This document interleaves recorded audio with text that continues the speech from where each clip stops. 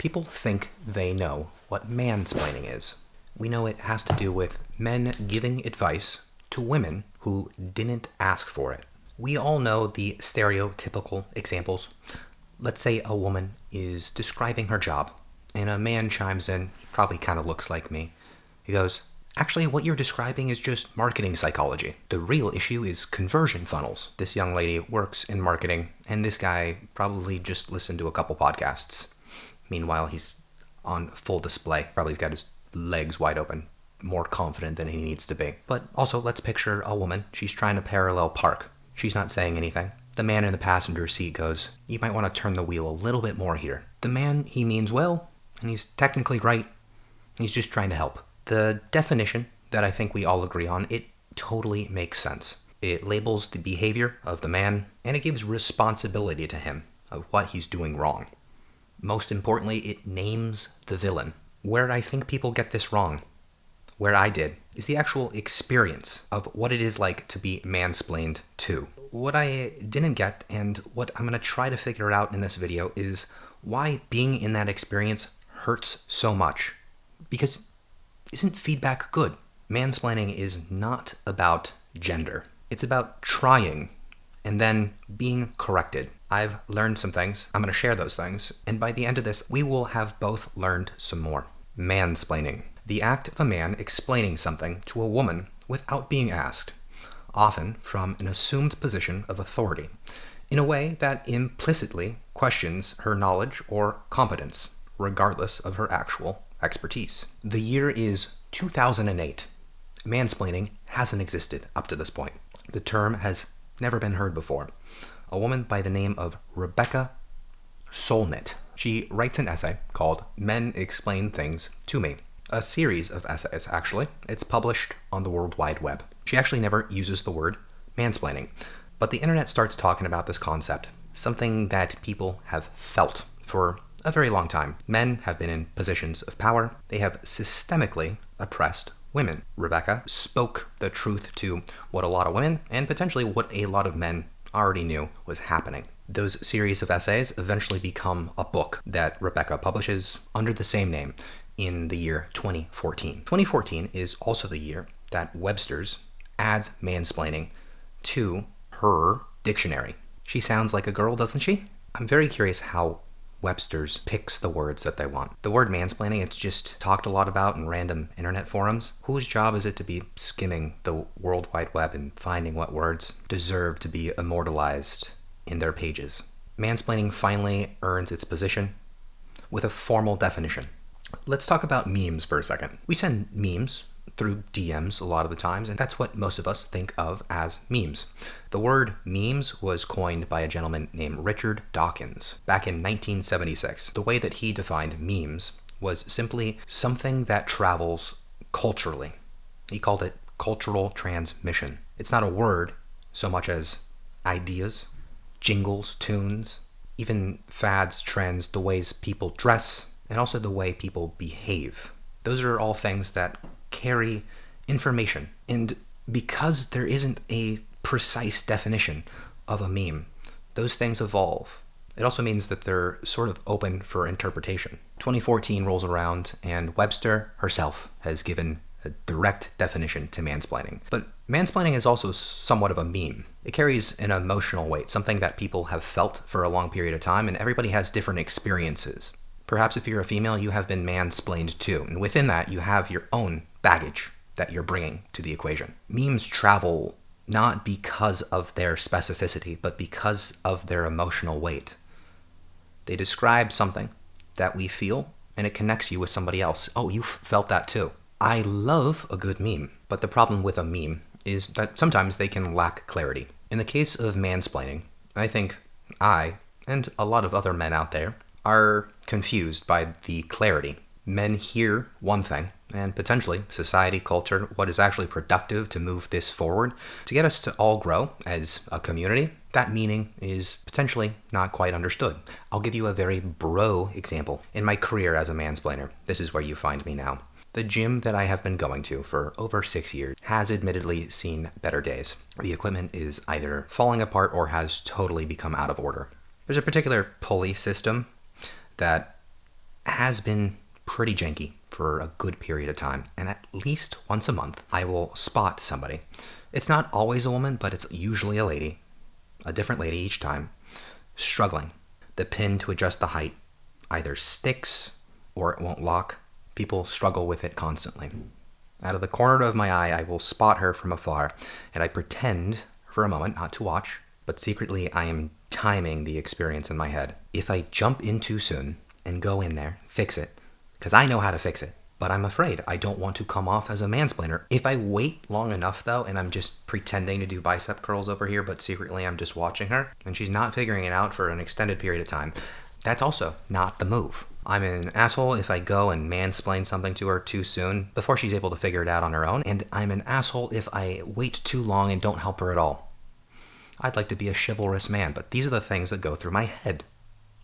I put a lot of thought into this because, frankly, I am afraid. What I have observed, because I've done it myself, is if you're the so-called good guy, you end up just being silent. You end up not saying anything. And you end up in a situation where a girl is tinkering with the pulley system, and bless her heart, she never actually gets to do her workout. Out of confusion, the nice man wants to lend out a helping hand, but instead, he's too afraid, so he retreats. The nastier side of this is the guys who just suck either way, and that they hear this whole mansplaining thing. Those are the guys that bite back. Has anything improved since mansplaining was defined? Are we making progress as a society talking about these things and potentially making the good guys confused and making the bad guys more angry? Does giving language, an actual vocab word to a name, a phenomenon, a meme, actually have any value? Let's find out, because I'm making up my own word, womansplaining. I was womansplained recently. I've spent 2 weeks cultivating what I think is the most research-backed skincare routine that I could implement for myself. I'm an absolute rookie when it comes to this stuff, but I've been ready to take on the skincare routine for this year's new project. I want to be a beautiful man. So, with great excitement and the level of confidence that only a gentleman who has scoured Reddit forums for 2 weeks straight could actually have, I went to my girlfriend and started to describe my routine. I got through the first step when she interjected, and Erica goes, "Make sure you use clean towels." I said, "Okay." Got through a couple extra steps, and she goes, "Make sure you start slow with the retinoids, because they can be pretty harsh." I said, "Okay." Well, yeah, obviously. I'm doing that only every other day. I use the azelaic acid on my shaving days, so I already knew this. I walked away from the conversation. We were all right, but I noticed there was some spice that did not need to be in a conversation about my new skincare routine. And I thought, what's going on there? And it clicked. Mansplaining, womansplaining. Oh, I get it. I walked into the situation so confident, and I walked away with my tail between my legs. But logically, I don't understand, because Erica totally knows way more about skincare than I do. And I am a man who values knowledge. If there's something that I don't know, I want you to tell me. I want to be wrong less and right more. Help me. And if you help me, that should be a good thing. Right? In 2014, we had mansplaining. In 2026, we have womansplaining. And I suspect, as us gentlemen start talking a little bit more about being beautiful, I found myself the other day researching handbags that are gentleman appropriate. This womansplaining thing is probably going to happen a little bit more. The ladies, this is their spot. This is what they have owned for a long period of time. It makes sense that they're going to have some feedback. This is not a gender thing. And I certainly am not saying, oh, I know how women feel now. Not entirely. But what I can say is, I feel this too. It reminds me of a similar feeling that I have when somebody gives me unsolicited advice. There's nothing that grinds my gears more. Unsolicited advice is a noun. Guidance, correction, or instruction offered without an explicit request, typically based on the giver's perception that the recipient needs improvement, correction, or protection. Kind of similar thing. There's no consent, and you're kind of just coming off as judgy. I know you mean well, but it's not a good look for you, and you're making me feel kind of bad in the process. I think there's one key component that it wasn't obvious to me until I actually felt it, the difference between unsolicited advice and mansplaining. womansplaining. Because with this, there's a time component. You, the advice giver, presumably has a level of expertise in your domain, in this particular domain. And you're offering advice to me, Erica, in this situation, telling me about skincare. I'm early in my process. I'm being corrected at a time where my confidence hasn't had time to actually lock on yet. If this is at all your thing and you want to see a more detailed breakdown, I wrote about this concept in my Substack, so give me a follow there. I make short form content and other platforms too, which are similar to these sermons, these rants, but in a more condensed form. In my life, I try to reject false binaries because I don't think things are ever black and white, but mansplaining and womansplaining absolutely, definitively sucks. If the person doing the splaining doesn't know what the hell they're talking about, they should shut their mouth. That sucks. And sometimes the delivery is poorly worded or poorly timed, and that sort of behavior can be tossed in the garbage too. And sometimes the explainer assumes a lack of expertise in the person they are delivering to. That's gotta go. That sucks. But what I want to know is why does it still suck if none of those things are true? If the person giving the advice means well and they just want the best for you. Mansplaining started a long time ago. I think we can map it pretty cleanly to a timeline where women just started killing it in all sorts of domains that they had previously not. And that's all really good. What we learned from this experience is men didn't really have any kind of defined way of handling this. And some of us handled it better than others. And some of it, a lot of it, manifested itself in advice that was very poorly timed. Or just not needed at all. Because women are just being awesome. They don't need us. There are far too many psychological components to this that we could analyze as to what explains the reasoning behind it. But what I am really interested in is the impact that mansplaining and womansplaining has on progress itself. I think a lot of us act like progress is inevitable. There's nothing that I value more than growing, wanting to be a better person. I don't think many people would disagree with that statement for themselves, too. Progress for me lately has been dialing in the sickest skincare routine possible. Progress doesn't always offer itself to be the cleanest approach through an open door.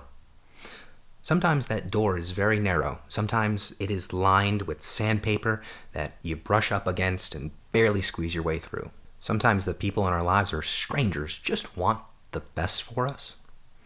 They see that we're making progress, and they think, hey, I could add to this progress by opening my mouth and sharing some things with you. I don't have an answer if men should just shut their mouths and not provide any advice, but it's important to understand when somebody is looking at that door of progress, that confidence is very limited. This is a fragile time. The gym is one of my domains, and I get really excited if somebody is trying to look through that door. I want to share my knowledge with them so they themselves could be more knowledgeable. Growth feels heavy if you're a man or a woman. It could be a good idea when you spot somebody trying to grow, to protect those moments. I do not have any of the answers, and I have a lot of questions though. I'm going to leave you with one of them. How many people stop growing not because they fail, but because somebody corrects them too early?